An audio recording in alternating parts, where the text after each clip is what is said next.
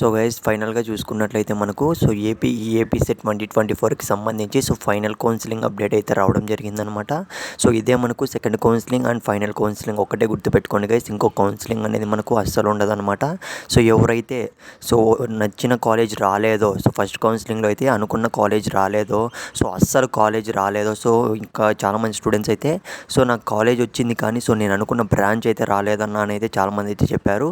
So guys ఎవరైతే ఇలాంటి problem అయితే ఫేస్ చేశారో, ప్రతి ఒక్కరికి నేను చెప్పేది ఏంటంటే, నా సజెషన్ ఏంటంటే, ఇది మనకు ఫైనల్ కౌన్సిలింగ్. మీరైతే వెబ్ ఆప్షన్స్ అనేటివి ఖచ్చితంగా చెప్తున్నా. 1-2 సార్లు అయితే చెక్ చేసుకొని మరీ అయితే పెట్టుకోండి. ఎందుకంటే ఇన్ కేస్ మీకు వేరే కాలేజ్లో సీట్ కానీ వేరే బ్రాంచ్లో సీట్ కానీ వన్స్ వచ్చేసింది అనుకో, మీరు ఖచ్చితంగా వల్ల నెక్స్ట్ కౌన్సిలింగ్ అనేది ఉండదు. మీరు మళ్ళీ స్వాప్ అనేది అంటే మార్చుకోలేరు, ముందే చెప్తున్నా.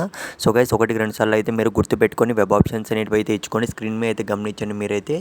మనకు రేపటి నుంచి అయితే స్టార్ట్ కాబోతుంది, అంటే 24th నుంచి అయితే స్టార్ట్ కాబోతుంది. రెడీగా అయితే ఉండండి. మీకు ఎటువంటి చిన్న డౌట్ ఉన్నా కానీ నేను చెప్తున్నా కదా, మీకు ఖచ్చితంగా హెల్ప్ చేస్తాను. కింద డిస్క్రిప్షన్ కామెంట్ సెక్షన్లో అయితే మన టెలిగ్రామ్ గ్రూప్ లింక్ అయితే ఉంది. లేదంటే మీరు కామెంట్ చేసినా పర్లేదు. మీరు పర్సనల్గా కాంటాక్ట్ అవ్వాలనుకున్నా కానీ నన్ను అయితే అక్కడ కాంటాక్ట్ అవ్వండి. ఖచ్చితంగా మీకు అయితే హెల్ప్ అనేది చేస్తాను. వెబ్ ఆప్షన్స్ అనేవి పర్ఫెక్ట్గా అయితే ఇచ్చుకోండి. మీకు ఏ కాలేజ్ కావాలి అనుకుంటున్నారో అవి మాత్రమే ఇవ్వండి. ఎందుకంటే ఇది మనకు ఫైనల్ కౌన్సిలింగ్, అంటే ఫైనల్ ఫేజ్ వరకు మాత్రమే చెప్తున్నా. ఆల్ ది బెస్ట్ ప్రతి ఒక్కరికి అయితే.